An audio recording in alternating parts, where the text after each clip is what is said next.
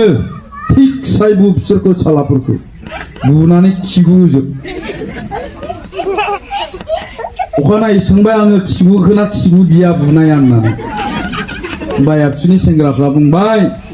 साबाया खिगुना लादों साबाया हासु लानानै लादों हेलौ लोगोफोर गुड इभिनिं दायो आङो ओंखारनानै दं आरोना गय जागासिनो आङो दायो गाज्रि मोननो खिन्थु आङो हौवाखौ गारबाबो गयखौ गारनो हानाय नङा आरोना लोगोफोर न'आव ओरैनोसो खेलायदों आरोना देलायनानै दङ आङो दायो ओमफ्रायो दिनैहायो मेट्रिक पास जानाय पिअ पास जानायफोरखौ बरायगोन आरोना फैला जे बरगयारि सारा फैगोन जोंहानि गामियाव ओमफ्रायो आङो ओंखारनानै दङ दसे रेस्ट लानानै ओमफ्राय लोगोफोरबो फैगोन नालाय ज' थांनोसै आरोना दायो आङो देखायलांनोसै बिथाङा मा मा बुजायो मा बुङो बिथांनि स्पिचखौ दाहायो देखायनो नाजानोसै आरोना बिथाङाथ' बिराद मोजां स्पिच होयो बिराद मोजां मोनो जोंनि गामियाव मोजां मोननानैनो इखौ इनभाइट खालामदों आरोना नोंसोर मानो सिरिखौनो थायाले एकदम दुस्ट मा जादि दुस्थ'थाय आखायाबो जिजाबाय दल'खौनो थाबावा दायो दायो जोङो थांनो ओंखारबाय आरोना दायो देखायलांसै दिनै अखा हानायखाय आङो बेखौनो गानबाय आरोना आङो गोदान दख'ना बाहायनो बायो आलदा बेलेग गाननो बायो माने सुनो बायो नालाय गाननोबो बायो ओंखायनो आङो बेखौनो गानदों आरोना नै अखा हानायाव दख'नाया बिराद गाज्रि जायो आरोना नै जोंना लिसुआबो बरिया गोजा रेद जाहांजोब्बाय नै गाहायावनो थायथारदों देग्लाय बांसिन थायदों आरोना नै माला मोनबावगोन माबा आवमा ना मा होनो बे मोनामग्राया नोगोर जेव थायोहाय बियो बिदै सोबो मुलि सारना होआना जोङो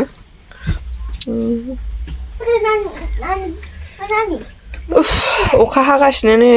दाबो दै स्लुंजोब फ्रि अखा हागासिनो फैयो नों बराय जाग्राया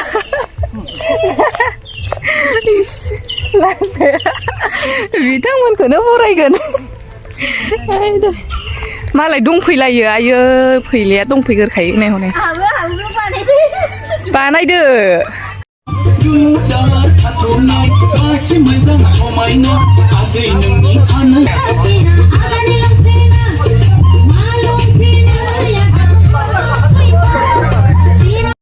मोसानो ओंखारब्रबलायबाय जोङो नै दायो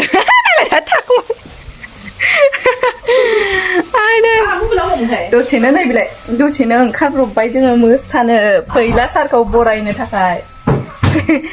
दसे स्राय बरायनानै गोसो गोजोनग्लाय होहरसै फैला सारखौ फैद' नों नायनोबो थाङा फै दसेनो ओंखारबोब्रबबाय आरोना जों मोसानो थाखायनो नै थाबैनो फैदो मुस्रि खौरां नार्जारि बिफा गलाब नार्जारि आरो बिमा इला नार्जारि आरो बे मान बिलाइखौ उथायनो थाखाय आङो दिनैनि बे मेलाव नुजानो फैनो हानाय गाहाय आलासि बिथां फैला जे बरगयारि बिथांखौ आङो मान बिलाइखौ उथायनो थाखाय गुरै खावलायनाय थाबाय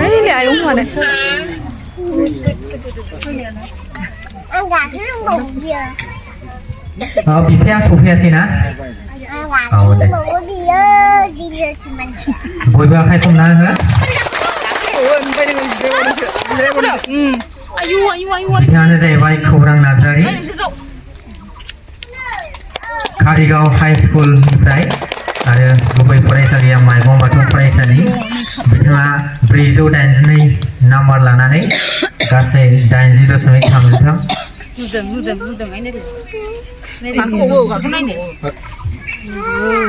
रमान नार्जारि बिमा मन्जु नार्जारि बिथांनि मुङानो जाहैबाय खोमथा नार्जारि बिफा रमान नार्जारि बिमा मन्जु नार्जारि बिथाङा इउएन ब्रह्म सेनियर सेकेन्डारि स्कुल काजलगावनिफ्राय उथ्रिसार जानो हादों थाव आर्ट्स फरायनानै पास जाबोदों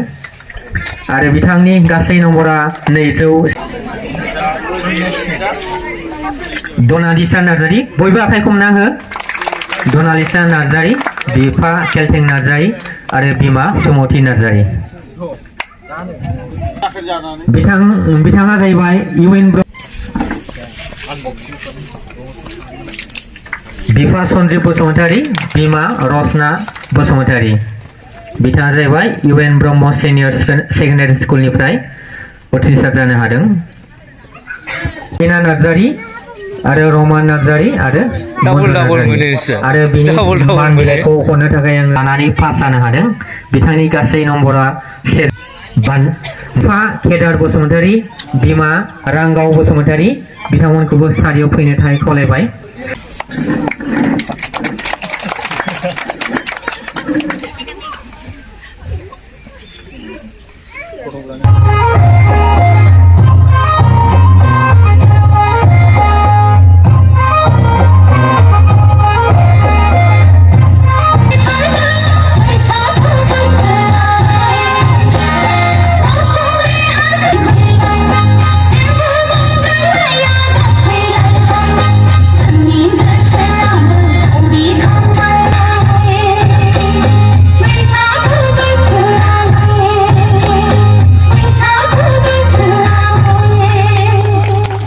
थाबारि गुरु बासा बेवहायबो फैबाय दिनै नोंथांमोननि जायगायाव फैबाय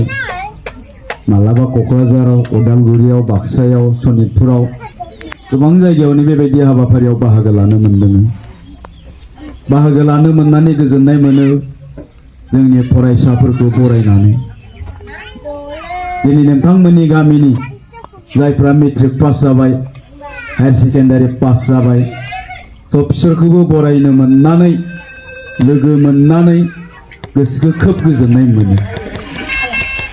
खिन्थु एखनब्ला दुखुबो नाङो जों दिनै जायफोरखौ बरायबाय बिसोरखौ मालाबा जोङो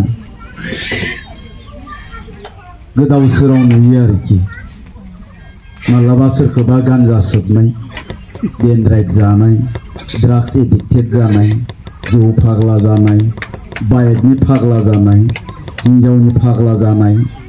बाइक मोनाबा फासि नांना थैनो नागिरनाय बेबायदि नुयो आरोखि नङा होमबा थ' बेफोरखौ नुयोब्ला गोसोआव खोब दुखु नाङो मानो दुखु नाङो दिनै जे बेवहाय थानाय फरायसाफोरखौ आस्राबारि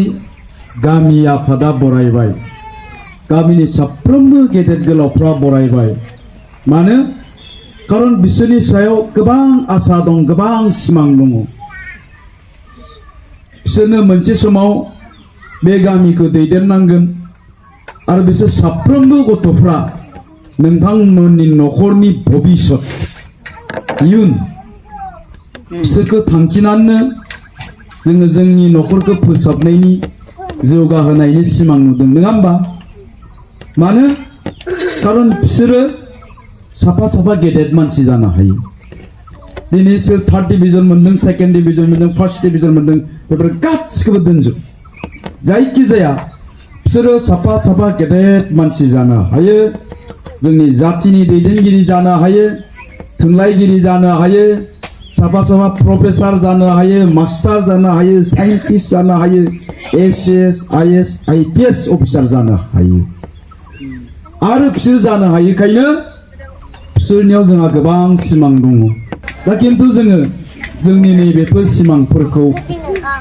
मालाबा जोंनि फिसाफ्रा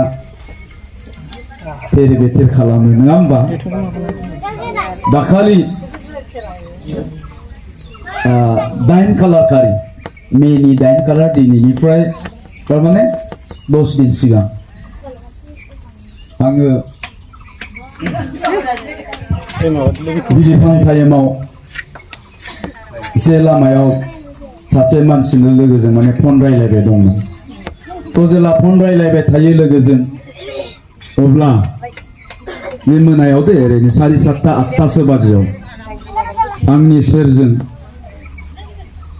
15 खानसो बाइकआ बिराद गोसा सालायलांदों आरो बिराद गोसा बाइक सालायलांदों मोनायाव आं सानबाय सोर बिसोरलाय मानो इसेबां गोसा बाइक सालायलांदों सोंबाय आङो सोरमोन बिसोरो इसेबां गोसा बाइक सालायलांनाया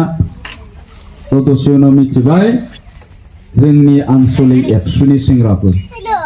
सिके आन्चलिक एबसुनि सेंग्राफोर तो मानो फैदों बिसोरो मानो इसेबां गोसा बाइक सालायदों मानसि होसोदों मा मानसि माबायदि मानसिखौ होसोदों दसे उनाव मिथिबाय किन्तु जोंनि गामि सेरजों गंसे दैमा बोहैलाङो पथा दैसा होनना बुङो बे दैमाखौ बारनानै गंसे गोथैसालि दं गोथैसालिबाबो जायगाया मोजां दंफां बारि मा होननानै बुंदों सानफ्रामबो मोनासे जायोब्ला 4, 5, 6, 7 बेखिनि टाइमाव जोंनि जायगानि खाथि खालानि क्लास 8, 9, 10, 11, 12 फरायनाय फरायसाफ्रा ज' जानानै डेनद्राइट मोनामसुयो गान्जा सोबफैयो सेरेब लोंफैयो तारमाने एन्टि ससियेल एक्टिभिटिसजों बिसोरो लोब्बा जाबाय थायो तो बेबायदि खौरां मोनबाय थानायखाय ओइ दिनखालि एबसुनि सेंग्राफ्रा नेनानै थादों बिसोरखौ जमनानै थायोब्ला मोनमारबाय बै सेंग्राफोरखौ एबसुनि सेंग्राफोरखौ नुनानै बिसोरो खारबाय गावबा गावनि बाइकखौ लानानै सोरबा सोरबा बाइकखौ गारनानै खारबाय तो बिसोरखौनो खिथु होसोबोदों दसे उनाव सोंबाय आङो मोनदोंना मोनाखै मोनदों जाहैबाय दा मोननायफोरनि गेजेराव जों गामिनिबो दङ दा जों गामिनि सोर दङ दाखालि 15 दिन 20 दिन सिगां जायफोर गथ'खौ जोङो बेबायदि मेट्रिक पास जानायाव बरायदोंमोन बिसोरो दा गान्जा सोबबाय थांनाय बोसोराव जायफोरखौ जोङो बरायदोंमोन बिसोरो दा जौ फाग्ला जाबाय गासिबो गामिनि सोरबा आदानि फिसाला फंबायनि फिसाला आमाइसोनि फिसाला आदैनि फिसालामोन सेंग्राफोरनो फन हरबाय आं आन्चलिकनि गथ'फोरखौ बहा लानानै थांखो होनबाय जों अफिसाव लाबोबाय साबेसे 10 जन आं बुंहरदों थिक सायबु बिसोरखौ सालाफोरखौ बुनानै खिगुजोब अखानायै सोंबाय आङो खिगुखोना खिगुदिया बुनाया होननानै होमबा एबसुनि सेंग्राफ्रा बुंबाय साबाया खिगुना लादों साबाया हासु लानानै लादों दा बियो जोंनि थाखाय दुखुनांथाव नंगौना नङा होमबा दा आं बेखौनो बुंदों आरोखि जोंथ' दिनै बरायबाय मानो बरायदों जोङो सानदों बिसोरो गोबां थुलुंगा मोनगोन बेबायदि खालामोब्ला नाथाय मा नुखो जोङो दाख्लै 10 दिन 15 दिन सिगां जों बरायबाय आलासि लेंहरनानै गोबां खोथा बुंनो होबाय गावनि जिउखौ माबायदि दानांगौ माबायदि फरायनांगौ एसे ओरै थौखोब्ला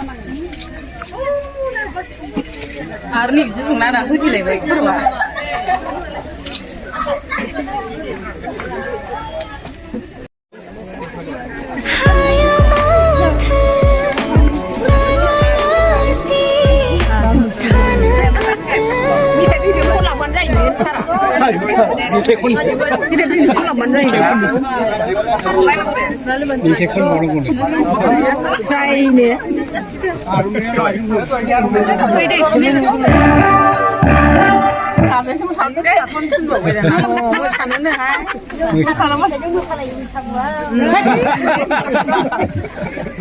थाथ'नानै हनै मोसानोनो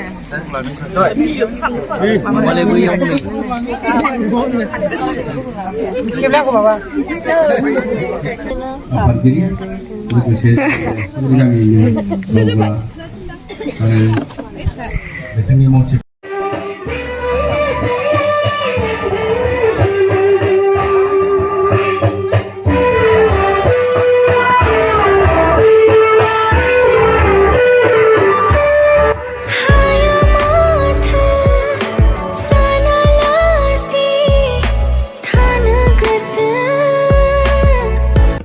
किन्तु